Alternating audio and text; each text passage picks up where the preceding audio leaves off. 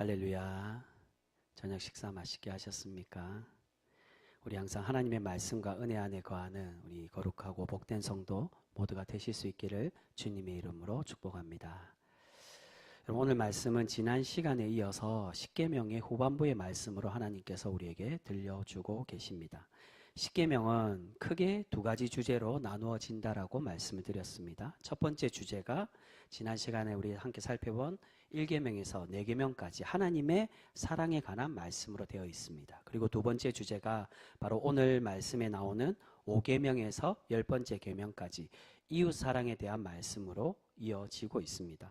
오늘은 그 두 번째 주제인 이웃 사랑에 대해서 우리가 오늘 함께 살펴보려고 하는데요. 그런데 오늘 주제를 간단하게 말해서 이웃 사랑이라고 표현하지만 여기서 말하는 이웃은 우리 집 밖의 이웃 그것만을 말하는 게 아니라 자신 이외의 모든 지체들, 그러니까 가족도 포함되고요. 그리고 우리 옆에 있는 이웃과 친척과 나 외의 모든 존재들을 의미하는 것이 바로 이웃이라고 할 수 있습니다. 그래서 5번째 계명, 오늘 들려주시는 이웃 사랑의 첫 번째 계명이 무엇입니까? 바로 내 부모를 공경하라라고 말씀합니다. 우리 12절 말씀, 우리 함께 읽은 말씀이지만 12절 말씀 같이 읽습니다. 시작. 내 부모를 공경하라. 그리하면 내 하나님 여호와가 내게 준 땅에서 내 생명이 길리라. 아멘. 여러분, 하나님께서 이웃 사랑에 대한 말씀을 시작하시면서 가장 먼저 우리의 부모님을 공경하라고 그렇게 명령하고 계십니다. 여러분, 공경이란 말이 무슨 뜻입니까? 사전으로 찾아보면 공손히 받들어 모시는 것을 공경이라고 되어 있습니다. 그러니까 쉽게 말해 부모님을 사랑하고 잘 모시고 복양해라는 것입니다. 여러분, 여기서 하나님의 사랑에 이어서 이웃 사랑에 대한 말씀을 시작하시면서 부모님의 공경에 관한 말씀을 먼저 하시는 것은 바로 중요한 의미가 이 부모님 공경에 담겨져 있습니다. 하나님 사랑과 이웃 사랑을 이어주는 계명이 바로 이 부모님 공경이라고 할 수 있습니다. 그것은 부모님의 공경이 바로 하나님 사랑과 이어지기 때문인데, 여러분, 출애굽기의 시내의 산 계명과 또한 나중 우리 새벽기도에서 계속 나누고 있는 신명기를 통해 주신 계명에서 하나님은 계속해서 하나님의 율법을 가르쳐 주고 계십니다. 그리고 이 율법을 지금 듣고 있는 너희 부모들에게 이야기하시는데 그 말씀을 주실 때 어떻게 말씀합니까? 너희 부모님 된 너희들만 잘 듣고 이것을 행하라, 그렇게 말씀하십니까? 그렇지 않고 이것을 듣고 기억하여 또한 돌아가서 어디에서 전하라고요? 너희 집 가정에 너희 자녀들에게 잘 가르치라고. 그리하여서 하나님의 복된 나라, 하나님의 복된 가정이 될 수 있도록 그 영원한 복을 누리는, 하나님의 천대의 복을 누리는 그런 가정으로 세워가라고 말씀해 주고 계신다는 겁니다. 그러니까 부모님이 왜 중요하냐, 부모님 공경 이웃 사랑에서 부모님이 왜 중요하냐, 하나님 사랑과 이어지게 하는 분이 바로 부모님이기 때문이라는 겁니다. 그래서 우리의 가정이 영원토록 천대까지 누리는 복된 가정이 될 수 있도록 가르치는 사명을 부여받은 사람이 바로 부모들이라는 것입니다. 그렇게 하나님 말씀을 전해주고 가르치는 부모의 말씀을 잘 듣고 순종하는 것은 결국 누구의 말을 잘 듣는 것과 같은 것입니까? 하나님의 말씀을 잘 듣는 것과 같은 것이라고 말씀하는 겁니다. 부모님의 말씀을 잘 듣고 순종할 때 결국 그 부모님이 우리에게 신앙적으로 교육하고 우리를 가르치고 양육하는 것이 곧 하나님을 사랑하고 하나님의 말씀을 따르며 순종하는 것으로 이어지게 된다는 것입니다. 여러분, 하나님 사랑은 이웃 사랑과 결코 뗄래야 뗄 수 없는 그러한 관계라고 할 수 있습니다. 하나님을 사랑하는 것이 결국 이웃 사랑까지 이어지는 것이고, 또한 이웃을 사랑할 때 그 지체 속에, 그 이웃을 사랑하는 그 속에 하나님의 사랑을 발견하게 될 수 있기 때문입니다. 그래서 우리 주님께서도 어떻게 말씀하십니까? 마태복음에 보시면 이 두 가지 이 십계명을 함축해서 이야기할 때 두 가지 계명으로 얘기할 때 그렇게 말씀하십니다. 그 말씀이 마태복음 22장에 나오는데 22장 37절과 39절에 보시면 이렇게 말씀합니다. 내 마음을 다하고 목숨을 다하고 뜻을 다하여 주 너의 하나님을 사랑하라. 이것이 크고 첫째 되는 계명이요. 그리고 어떻게 말씀합니까? 둘째도 그와 같으니, 이 원어상에도 제가 확인해 보니까 그와 같다라고, 그와 동일하게 해야 된다라고 말합니다. 둘째도 그와 같으니 내 이웃을 내 자신과 같이 사랑하라라고 말씀해 주고 계십니다. 하나님을 온 정성을 다해서 사랑하고 그렇게 섬기는데 또한 마찬가지로 그와 같이, 그와 동일하게 내 이웃을 너 자신과 같이 사랑해야 된다라고 우리 주님은 말씀해 주고 있습니다. 여러분, 이러한 이웃 사랑과 하나님 사랑의 정신을 연결하는 것은 나머지 계명에서도 동일하게 나타나고 있는 것을 볼 수 있습니다. 여섯 번째 계명이 무엇입니까? 13절에 무엇을 하지 말라고요? 살인하지 말라라고 말씀합니다. 여러분, 여기서 하나님께서 살인하지 말라라고 말씀하는 것은 단순히 생명을 존중하고 사랑하는 의미도 내포되어 있지만 바로 하나님 앞에서 범죄하지 말라는 것입니다. 하나님 앞에 범죄하지 말라는 건 즉 사람을 죽이는 행위가 결국 누구를 죽이는 행위라고요? 하나님을 죽이는 행위와 연결된다는 것입니다. 여러분, 왜 그럴까요? 사람을 죽이는 것과 하나님을 죽이는 것과 왜 연결될까요? 여러분, 창세기에서 하나님께서 인간을 창조하실 때 누구의 형상으로 만드셨다고 말합니까? 바로 누구의 형상요? 하나님의 형상으로 우리를 지으셨다는 거예요. 그래서 우리가 겉으로 보기엔 때로는 죄악 속에 빠지기도 하고 범죄하는 사람도 있지만 그러나 결국 우리의 본성은 하나님의 그 형상으로 신성한 형상으로 만든 생명의 신성함을 가지고 있는 그러한 존재라는 것입니다. 그렇기에 우리가 사람을 죽이고 살인하는 것이 결국 하나님의 그 존귀한 신성한 생명을 죽이게 하는 것과 이어지게 된다는 것입니다. 그렇게 우리의 지체의 모습 속에 하나님의 형상을 발견해야 되고 하나님을 사랑하고 섬기듯이 우리의 이웃을 섬기고 사랑해야만 함을 하나님은 우리에게 말씀해 주고 있습니다. 이 말씀은 창세기 9장에서 노아에게 분명히 동일하게 우리에게 말씀해 주고 있습니다. 우리 그 말씀 한번 찾아볼까요? 오늘 본문 외의 말씀은 잘 안 찾을 건데요. 오늘 제가 따로 PPT를 준비를 안 해서 구약 창세기 9장 6절 말씀입니다. 구약의 10쪽에 있습니다. 창세기 9장 6절 말씀. 이게 중요한 말씀이기 때문에 하나님이 분명히 죽이는 것이 왜 하나님이 큰 범죄냐, 그것을 노아에게 말씀해 주고 있습니다.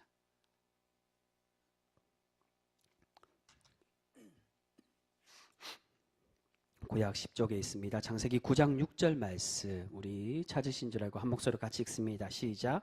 다른 사람의 피를 흘리며 그 사람의 피도 흘릴 것이니 이는 하나님이 자기 형상대로 사람을 지으셨음이니라. 아멘.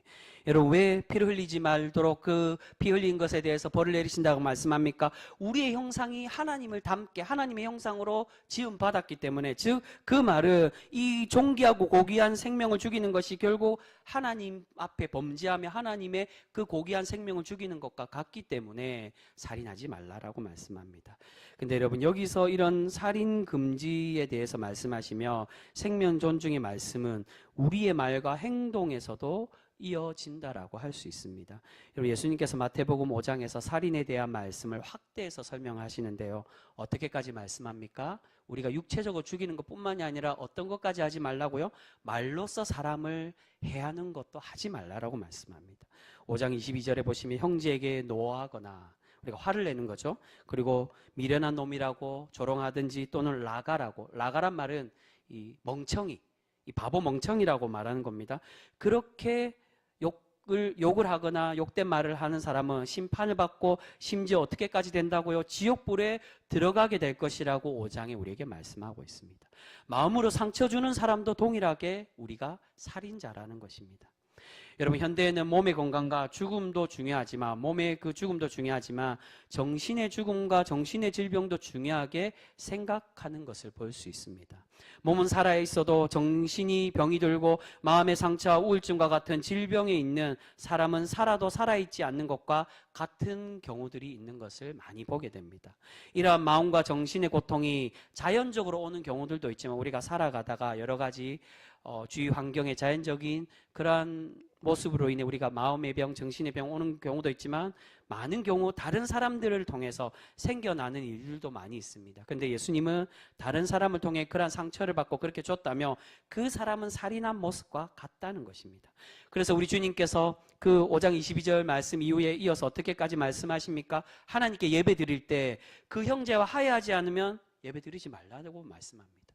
너희가 화해한 이후에 하나님께 예배 드리라고, 그것이 하나님이 기뻐 받으실 것이라고 말씀합니다. 그 이유가 바로 이웃사랑이 하나님의 사랑과 이어지고 있기 때문입니다. 여러분, 이런 지체사랑은 7번째 계명에서도 마찬가지로 하나님은 이어서 설명해 주고 있습니다. 14절에 보시면 무엇을 하지 말라고 말씀하십니까? 간음하지 말라라고 말씀합니다. 이런 간음이란 아내와 남편이 있는 사람이 가정이 있는 사람이 다른 이성에게 음욕을 품고 부정한 관계를 맺는 것을 바로 간음이라고 말합니다. 우리가 아직 결혼하지 않았는데 미혼인데 다른 사람을 마음에 두고 그렇게 하는 것, 그것을 간음이라 하지 않습니다. 가정이 있는 사람에게. 여러분, 가정이 있는 사람이 간음하고 음욕을 행하면 어떻게 되겠습니까? 하나님의 거룩한 가정이 파괴가 되어진다는 겁니다. 하나님께서 맺어주시고 베풀어 주신 가정을 파괴한다는 것은 곧 하나님의 공동체를 파괴하는 것과 같다라고 할 수 있습니다. 여러분, 하나님께서 베풀어 주신 신앙 공동체의 가장 기본이 되는 공동체가 어떤 공동체입니까? 바로 우리의 가정 공동체가 되는 것입니다. 여러분, 공동체라는 건 나 외에 여러 다수가 모이는 조직의 관계를 말합니다. 혼자서는 공동체가 될 수 없습니다. 근데 가장 작은 공동체, 결국 무엇입니까? 나의 아내와 나의 자녀들과 나의 부모님과 함께 있는 가정 공동체가 하나님이 우리에게 베풀어 주신 하늘나라의 그 모임 공동체라고 할 수 있습니다. 우리의 가정이 먼저 하나님의 신앙 공동체로 성숙되고 바르게 세워질 때 우리가 참되게 예배하는 하나님의 교회 공동체로 만들어 갈 수 있게 되어지는 것입니다. 그래서 우리말에 그런 말이 있습니다. 우리말에 보면 참 이 기독교 정신, 예수님의 그 정신과 비슷한 그런 교훈의 속담들이 많이 있는 것을 보게 됩니다. 그 한자어죠. 수신, 제가, 치국, 평천하라는 말이 있습니다. 무슨 뜻입니까? 자신을 잘 다스리는 사람이 결국 더 나아가서는 가정을 잘 다스리고 나라를 잘 다스려서 심지어는 세상까지 천하까지 잘 다스릴 수 있다라는 것입니다. 여러분, 우리 하나님께서 거하는 가장 작은 성전, 기본이 되는 성전이 어디 있습니까? 바로 우리 안에 있다라고 주님은 말씀합니다. 너희가 내 안에 거하고 내가 너희 안에 거할 때 하나님의 구원받는 백성이 될 수 있다라고.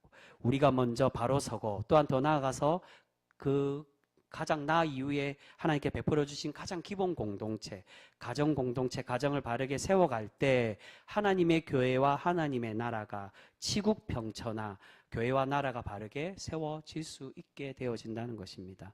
여러분, 그렇기에 가정 공동체를 바르게 세워가는 모습은 너무나도 중요하다라고 할 수 있습니다. 그런데 하나님께서 간음에 대한 벌을 엄하게 물으시고, 간음한 자는 어떻게 벌을 내리라고 말씀합니까? 그를 돌로 쳐 죽이라고 말씀합니다. 간음에 대한 거 굉장히 크게 봅니다. 근데 이렇게 크게 벌을 내리신 이유는 또 다른 의미가 있습니다. 그 이유는 호세아서의 가장 큰 주제가 무엇입니까? 바로 하나님을 떠나 살고 우상 숭배와 우상과 세상에게 마음을 뺏긴 것을 무엇으로 표현합니까? 영적 간음이라고 그렇게 표현을 하고 있습니다. 단순히 우상 숭배한다, 하나님의 1계명을 어겼다, 1계명, 2계명을 어겼다, 그것을 말하는 게 아니라 영적 간음이라고, 하나님을 사랑하는 것이 아니라 다른 것을 사랑하는 마음이 뺏긴 자라고 이렇게 표현하고 있다는 겁니다. 우리의 신랑 되신 하나님께서 우리와 관계를 맺기를 원하시고 우리와 하나 되고 천국잔치, 하늘나라의 혼인잔치를 통해서 우리와 함께 살아가기를 원하시는데 우리 하나님이 아닌 다른 것에 마음을 두는 것을 영적 간음이라고 그렇게 말씀해 주고 있다는 것입니다. 여러분, 우리가 영적 간음을 하지 않고 하나님을 온전히 사랑하기 위해서는 먼저 하나님께서 거룩하게 베풀어 주신 가정을 사랑하고 잘 세워가는 것에서부터 우리가 시작될 수 있음을 우리는 분명히 기억해야 됩니다. 왜 그렇습니까? 우리가 만약 부정한 마음과 부정한 모습으로 하나님의 공동체, 가정을 파괴하고 인간적인 간음을 하는 사람이 어떻게 우리의 신랑 되신 하나님을 온전히 사랑하고 하나님을 온전히 믿으며 그렇게 간음하지 않는, 영적 간음하지 않는 그러한 신실한 신앙인으로 과연 살아갈 수 있겠습니까? 이윤배반적인 모습입니다. 가정에 하나님의 우리가 육적인 그런 간음을 하는 사람들 또한 영적인 것도 마찬가지로 하나님을 온전히 사랑할 수 없습니다. 왜냐하면 가정 공동체, 하나님의 교회 공동체, 하나님의 천국 백성은 신앙 공동체로 살아가는 것인데 그 가장 기본되는 가정 공동체를 세우지 못하는 사람이 하나님의 하늘나라 공동체, 하나님의 백성, 하나님을 온전히 사랑할 수 없으면 그 기본의 우리의 신앙의 마음에서 벗어남을 우리에게 말씀해 주고 있는 것입니다. 여러분, 하나님은 이 7번째 계명을 통해서 우리의 인간적인 간음에 대해서 말씀하시며 하나님께 인간적인 간음이 하나님께 간음하게 하고 하나님과 멀어지는 결과로 이어질 수 있음을 우리에게 경고해 주고 계십니다. 그리고 8번째 계명이 보시면 15절에 도둑질하지 말라라고 말씀합니다. 여기서 도둑질은 물질에 대한 것도 의미하지만 사람에 대한 인신매매도 내포되어져 있습니다. 하나님은 동족을 노예로 삼지 말고 또한 노동력을 도둑질하지 말라라고 그렇게 말씀합니다. 그래서 품꾼의 하루 품삯은 어떻게 하라고요? 하루가 가기 전, 해가 지기 전에 그 품삯을 꼭 지불하라라고 말씀하고 있습니다. 새벽기도 때 신명기에서도 그 말씀이 나옵니다. 이 도둑질에 대한 말씀은 우리가 사람을 약탈하고 그들의 삶과 노력을 빼앗았을 때 우리의 공동체의 정의와 질서가 무너질 수 있음을 경고하고 계시는 것입니다. 그 관계가 무너질 때 결국 하나님과의 관계도 무너진다는 것입니다. 그리고 9번째 계명이 무엇입니까? 16절에 이웃에 대해 거짓 증거하지 말라라고 말씀하십니다. 이 거짓 증거는 다음 10번째 계명과도 이어지는데 이웃의 집을 탐내지 말라는 말씀과 이어집니다. 여러분, 왜 사람이 거짓말을 하고 거짓 증언을 하는 것일까요? 그것은 이웃의 집과 이웃의 재산을 욕심내어서 빼앗고자 하기 때문에 거짓말을 하게 된다는 것입니다. 우리가 잘 아는 아합 왕의 모습이 바로 그것을 잘 보여주고 있습니다. 아합 왕이 엘리야에게 책망받았던 그 왕이 나봇의 포도원이 탐이 나서 어떻게 행동합니까? 이것을 욕심내고 끙끙 앓다가 자신의 아내 이세벨 왕비가 나봇에게 거짓으로 누명을 씌워서 하나님을 모욕하고 그렇게 죄악을 저질렀다고 그를 억울하게 죽게 만들고 그 포도원을 빼앗는 것을 볼 수 있어요. 거짓 증거에서 이웃의 재산을 빼앗았습니다. 결국 거짓 증언과 거짓말은 사람을 죽이게 하고, 그래서 이게 이웃 사람과 다 연결이 됩니다. 사람을 죽이고 다른 이의 재산을 파괴하고 가정을 파괴하는 결과를 낳게 된다는 것입니다. 그리고 끝으로 10번째 계명이 무엇입니까? 17절에 그 10번째 계명이 나오는데 우리 10번째 계명은 같이 한번 읽어보고 중요한 말씀이니까 17절 말씀 같이 읽겠습니다. 시작. 내 이웃의 집을 탐내지 말라. 내 이웃의 아내나 그의 남종이나 그의 여종이나 그의 소나 그의 낙이나 물은 내 이웃의 소유를 탐내지 말라. 아멘. 이웃의 집을 탐내지 말라는 건 그 집 또는 재산 그것만 말하는 게 아니라 이웃에 있는 모든 것, 아내와 또한 그 사람과 그 집에 거하는 모든 것을 다 탐내지 말라는 겁니다. 여러분, 탐내다는 말이 무슨 뜻입니까? 욕심을 낸다는 뜻입니다. 여기서 하나님께서 탐내지 말라는 건 단순히 이웃의 물건만을 말하는 게 아니라 아내와 이웃의 사랑과 모든 것을 욕심내거나 탐내지 말라라고 말씀합니다. 바로 다윗이 우리아의 아내를 탐내서 우리아를 죽이고, 그래서 살인과 이어지는 겁니다. 우리아의 아내를 빼앗고 그 집의 것을 빼앗고 사람을 죽이게 합니다. 여러분, 10번째 계명은 바로 오늘 10계명에서 제일 중요한 계명이라고 할 수 있습니다. 그 이유는 이 10번째 계명은 1계명, 2계명인 우상 숭배와도 이어지고요. 그리고 오늘 함께 나눈 살인과 간음과 도둑질과 거짓 증거와 모두 다 연결되어지고 있기 때문입니다. 바로 욕심이 모든 죄악의 근본이 되는 것입니다. 여러분, 창세기 3장 6절에 보시면 하와가 뱀에게 유혹을 받아서 선악과를 따먹는 사건이 나옵니다. 근데 처음 뱀이 이 선악과에 대해서 너희가 오해하고 있다고, 이 선악과를 먹으면 하나님처럼 된다고 그렇게 유혹하자 하와가 이 선악과를 보고 어떻게 생각을 한다고 기록되어 있습니까? 3장 6절에 보시면 보암직도 하고 먹음직도 하며 그리고 어떻게 보인다고요? 탐스럽기도 하다라고 말합니다. 탐스럽다. 먹고 싶은 욕심이 났다는 겁니다.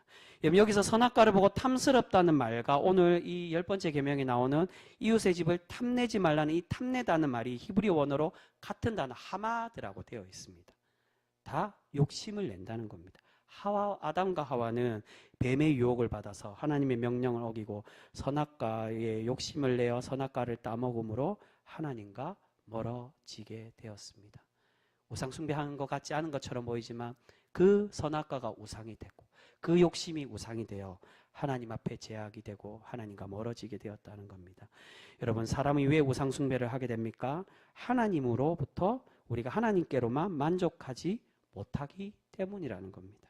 하나님보다 우리에게 더 좋은 것을 줄 것 같은 존재가 있을 것으로 생각하고 그것에 마음이 뺏겼기 때문입니다. 바로 욕심 때문입니다. 그래서 사도 바울도 이 탐심과 욕심에 대해서 그것은 곧 우상 숭배라고 그렇게 말합니다. 골로새서 3장 5절에 보시면 탐심은 곧 우상 숭배라고 그렇게 말씀하고 있습니다. 그러한 물질에 대한 재물에 대한 욕심이 우상 숭배 탐하는 것이 우리의 믿음을 무너뜨리고 하나님과 관계를 깨지게 한다는 건 디모데전서 6장에서도 동일하게 우리에게 말씀해 주고 있습니다. 우리 이 말씀만 마지막으로 한번 찾아볼까요? 신약의 디모데전서 6장 10절의 말씀입니다.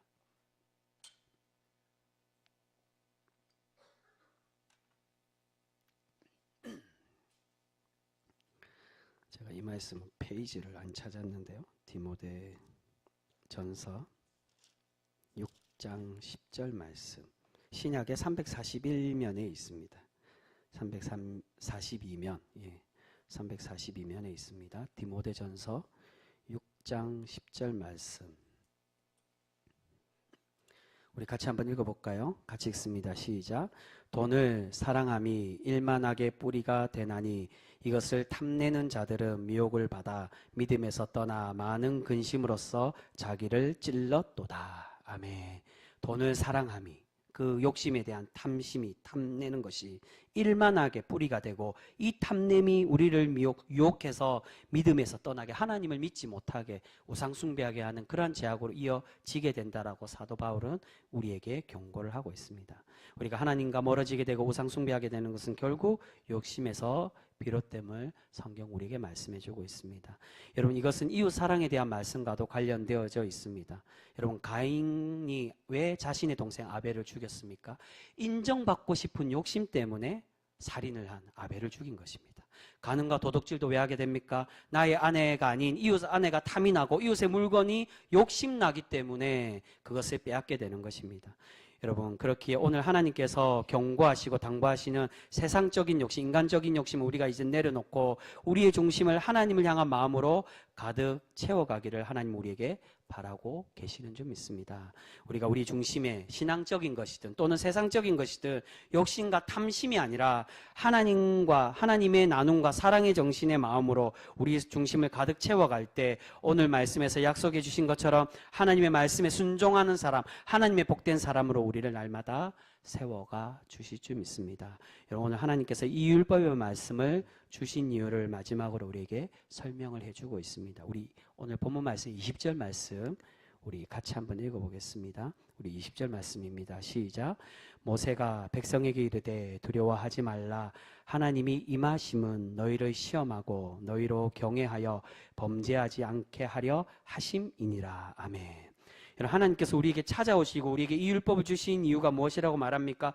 우리를 옥죄이고, 그래서 두려워하지 말라라고 말씀합니다. 우리를 옥죄이고 속박하기 위해서 우리에게 찾아오시고 우리가 이 율법으로 우리에게 임하시는 것이, 주신 것이 아니라 우리가 두려워하지 않고, 때로는 이 말씀을 통해 우리를 시험하실 때도 있지만 그러나 그 시험은 우리를 어떻게 하기 위함이라고요? 더 존귀한 자로 세워가시기 위해, 복된 하나님의 자녀로 세워가시기 위해 이 율법의 말씀을 주고 계신다는 겁니다. 우리를 이 계명의 말씀을 통해서 훈련하시고 시험하셔서 하나님을 더욱 경외하는 사람으로 만드시기 위해서 우리에게 하나님은 이 율법을 주고 계시는 줄 믿습니다. 여러분, 하나님께서 우리를 하나님만을 경외하는 사람으로 만드시는 참 뜻이 무엇입니까? 이 말씀을 믿고 율법에 순종하고 하나님과 가까이하고 하나님의 이 말씀으로 살아가라고 주신 그 참뜻 기본 의미가 무엇입니까? 그것은 바로 우리와 무엇을 맺기 원하신다고요? 관계를 맺기를 원하신다는 겁니다. 우리와 사랑의 관계, 우리를 사랑하고 하나님께서 우리를 통하여 사랑받는, 영광받는 그러한 관계의 그러한 사람으로, 그러한 하나님의 공동체로 우리 함께하고 싶어 한다는 것입니다. 우리를 말씀으로 속박하고 율법으로 구속하고 누리려고 하는 것이 아니라 하나님의 말씀으로 우리가 평안을 누리고 하나님의 그 은혜로 자유함을 누리기를 원하고 계시는 줄 믿습니다. 사랑하는 성도 여러분, 우리가 오늘 하나님께서 내려주신 이 계명의 말씀을 바르게 깨달아서 하나님을 더욱 사랑하는 그런 우리 귀한 거룩한 성도 모두가 되실 수 있기를 소망합니다. 오늘 십계명 후반에 하나님은 하나님을 진정으로 사랑하는 방법은 이웃을 사랑하는 것이고 우리의 욕심은 모두 내려놓고 지체를 사랑하고 나누고 섬겨서 하나님의 참 형상을 바르게 발견하고 하나님의 형상을 닮은 신앙인으로 성숙되기를 우리에게 바라고 계시는 줄 믿습니다. 아무쪼록 우리가 오늘 말씀을 깊이 깨닫고 온전히 행하며 살아가서 하나님의 말씀에 순종하는 그런 거룩한 성도 모두가 되실 수 있기를 소망합니다. 우리가 그렇게 그 계명을 지키며 순종하며 살아갈 때 하나님께서 우리를 칭찬해 주시고 날마다 은혜 더하여 주실 줄 믿습니다. 그런 복된 성도로 하나님 칭찬받고 하나님의 아름다운 성도로 불림받는 그런 복된 성도로 날마다 살아가실 수 있는 우리 귀한 병성교회 모두가 되실 수 있기를 주님의 이름으로 축복합니다. 기도하겠습니다.